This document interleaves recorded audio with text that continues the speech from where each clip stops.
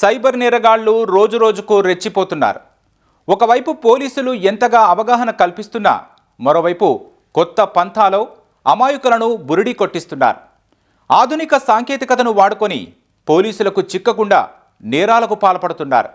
పోలీసులకు కంటి మీద కునుకు లేకుండా చేస్తున్నారు.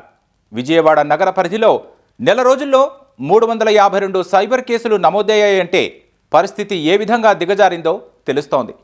ఈ స్థాయిలో సైబర్ నేరాలు నమోదు కావడానికి గల కారణాలేంటి? వాటికి అడ్డుకట్ట పడేదెలా?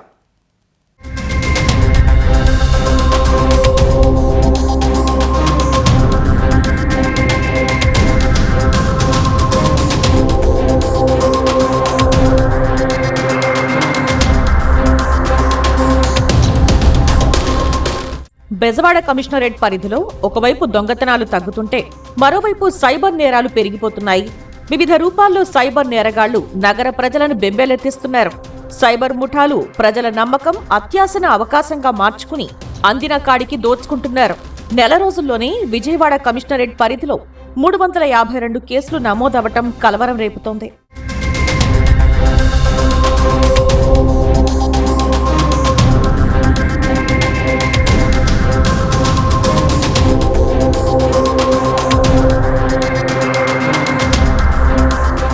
ప్రస్తుతం పెట్టుబడుల పేరుతో అధికంగా సైబర్ నేరాలు జరుగుతున్నాయని సైబర్ క్రైమ్ పోలీసులు చెబుతున్నారు.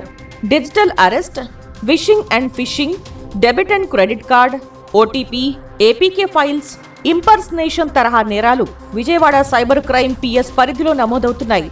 ఈ ఏడాది జనవరి నెలలో 72 ఇన్వెస్ట్మెంట్ ఫ్రాడ్ కేసులు నమోదు కాగా వీటిల్లో 3 కోట్ల రూపాయల నగదును సైబర్ కేటుగాళ్లు అమాయకుల నుంచి కాజేశారు. Digital arrest, investment frauds, vishing frauds అని ఉంటాయి.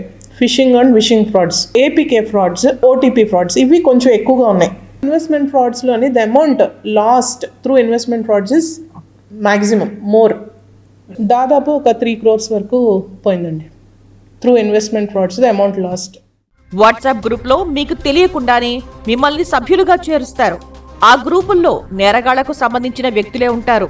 కంపెనీలో పెట్టుబడి పెడితే తమకు రెట్టింపు నగదు వచ్చిందని గ్రూపుల్లో పోస్ట్ చేస్తారు. నకిలీ ఇంటర్ఫేస్లతో కూడిన వెబ్సైట్ను రూపొందిస్తారు. మీరు పెట్టుబడి పెడితే నగదు రెట్టింపు వస్తుందంటూ వర్చువల్గా చూపుతారు. ఆ నగదును డ్రా చేసుకోవాలంటే నిబంధనల ప్రకారం మరికొంత నగదు చెల్లించాలంటూ డబ్బులు వసూలు చేస్తారు.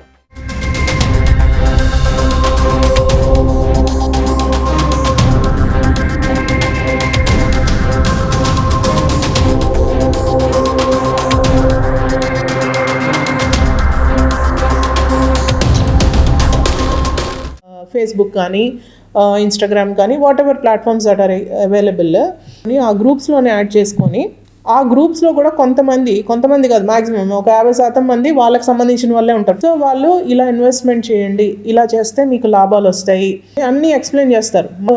ఇంత బాగా చెప్తున్నారు ఇన్వెస్ట్మెంట్స్ గురించి, అంత ఐడియా ఉంది ఇన్వెస్ట్మెంట్స్ గురించి అని చెప్పేసి మనకు ఒక అవగాహన వచ్చేటట్టు they will start the conversation on these groups. Next ఏం చేస్తారంటే, కొంతమంది 1 లక్ష మేము ఇన్వెస్ట్ చేసాము, మాకు within no time high returns వచ్చాయి అని చెప్తారు. అలాగే ఇనీషియల్గా రిటర్న్స్ కూడా ఇస్తుంటారు వాళ్ళకి, బట్ చాలా తక్కువ అమౌంట్లో ఇస్తారు రిటర్న్స్. ఆఫ్టర్ సమ్ టైమ్ కొంత అమౌంట్ పెట్టుబడి పెట్టిన తర్వాత ఇఫ్ ఎవరైతే ఉన్నారో ఇతనికి కొంచెం అనుమానం వచ్చి కావచ్చు, లేకపోతే అతనికి డబ్బులు అవసరం వచ్చి కావచ్చు, మాకు మేము పెట్టిన రిటర్న్స్ ఏవైతే మాకు ప్రాఫిట్స్ వచ్చాయో పంపించండి అని చెప్పి అడుగుతారు.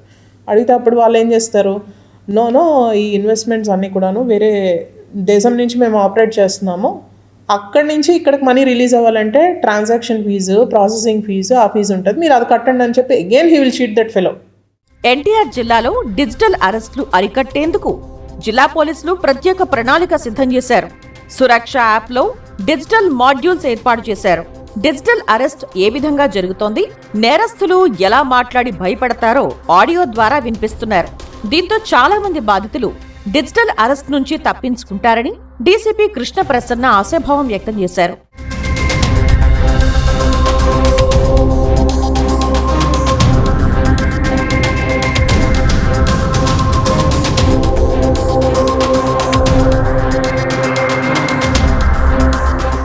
సామాజిక మాధ్యమాల్లో వచ్చే నకిలీ ప్రకటనలు చూసి మోసపోవద్దని సైబర్ క్రైమ్ పోలీసులు హెచ్చరిస్తున్నారు.